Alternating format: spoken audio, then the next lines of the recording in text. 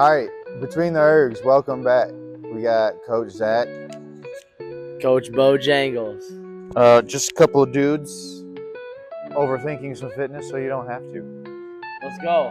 Okay, doing the rowing today, so let's get after it. All right, so this is the Concept 2 rower. This is what we use most in CrossFit competitions, CrossFit Open, CrossFit workouts. It's the standardized rower that they use. On this, you want your foot, so ball of your foot, to be right about on that wedge spot. Okay, so when you slide in, boom, it's right there. Be able to drive the most through that foot. You can tighten the straps if you want to, or leave them a little loose so then you can easy transition in and out. On this, you want to make sure that the damper is set up where you want to. All this does is allow a certain amount of air inside and outside of the rower. The lower it is, the more air is going to come in, the more it's going to spin. Okay, the higher you have it, up towards 10, it's a less air, so it requires more energy to pull on that handle. You're going to break down your workouts if you have to have that all the way up at 10. If you're trying to do heavy calories, like faster stroke rate, you'll want it up higher, because then if you're going faster stroke rate, you're going to be able to keep that rower going. If you're doing slower stroke rate, like 2K or beyond, I would say put it lower on the damper. I like to sit right about in between that 5-6, in between 5-4 is like rowing against water. When we engage on this rower, when we grab that handle, we want to keep those arms long. So Bowden, go ahead and grab that handle. Okay, on this, so you can see he actually straightened his arms a little bit more. That's going to give you a little bit more efficiency, because you want this body to stay in one line. It's your legs that are going to move first. Just legs, boom, then back forward. Big drive, boom. One more time.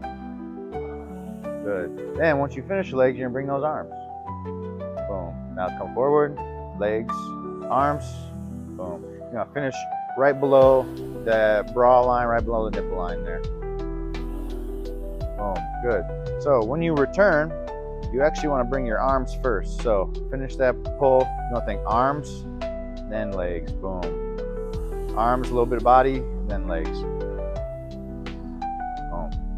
That should be what that stroke rate looks like. When you come forward, that body is going to come into your quads. I want you to come forward. Your heels can actually come up just a little bit, but then you're going to drive through that flat foot. So go ahead, finish another pull.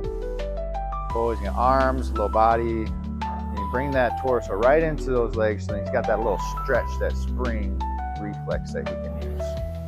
I also want to talk about breathing, okay? Because a lot of people just probably don't even think about breathing when they're on their rower. Keep it efficient, to continue rolling with it. I want you to take a big breath in as you come forward, and then you're gonna exhale at the end.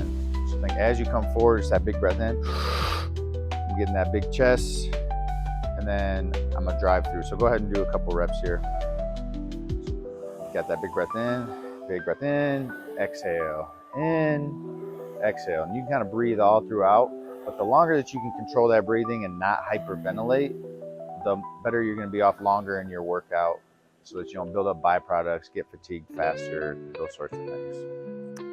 All right, common faults we're going to go over here. First one, arms are bending too early. So do a couple reps with those arms bending early. Boom. People like to just start ripping on that thing, right? We don't want to do that. Keep the arms long, drive to that leg. The next one is people are gripping too tight on that handle. They even have a slight arm bend, but you're gonna burn up that grip throughout your workout, especially if you have like some barbell or something on the rig. You want to try to relax that grip in the fingertips on the way back forward, and then you can get a little bit of a grip on the way back through. The other one is leaning back too soon. So you'll see some of these people scoot their butt forward and they lean way back, and then they think that big leg drive is going to help them out. They're actually leaving energy and meters out there on the rower. So go ahead, get that big lean back first. Oh yeah. Now I want you to flex those legs fast. Good. Okay. So keep that torso over those hips as you're pulling, and you get that slight lean back. That's the other thing, is at the very end, you just want that slight little lean back. You don't want a big lean back. Do a big lean back. See, you're just gonna use more core, waste more energy on that. Go ahead and relax. Another one here is people like to bring that seat all the way to their feet. You don't want to do that. So go ahead and do a couple reps. Boom, so you can bring it closer.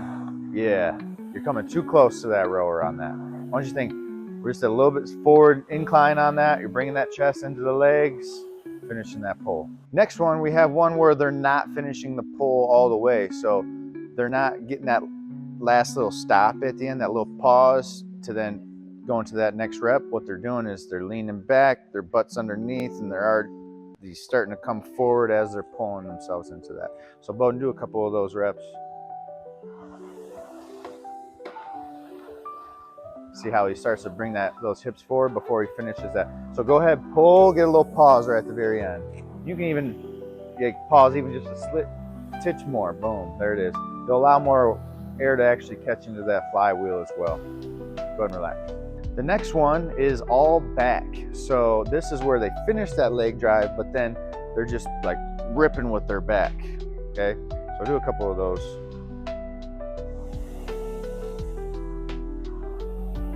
Yep. So it's not very efficient. You can tell it's hard for him to even link that together. It's almost like two separate movements. So do a couple good ones here. Boom. Good. Go ahead and relax. The last one here that we're gonna go over is just the knees bending too soon. We touched on it earlier, but when you finish that pull and you start to bring your knees instead of your arms first. So go ahead and do a couple reps.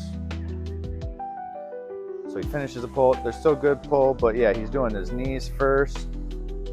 So it's making him come over those legs. So think arms first. After that pause, arms first, then back forward. He still has that breathe in, big breath in, exhale at the end. All right, so I'm gonna talk about transition just a little bit for like the competitors or team aspect of things. But on this is just something that I picked up. But you wanna, when you do this, you wanna find a nice slack length for yourself. So go ahead and put your foot in, Bo. Okay, so that's a good slack length for him. He can still transition in and out of that pretty easy, pretty quick, right? Sometimes you can make it a little bit looser, so take that foot out.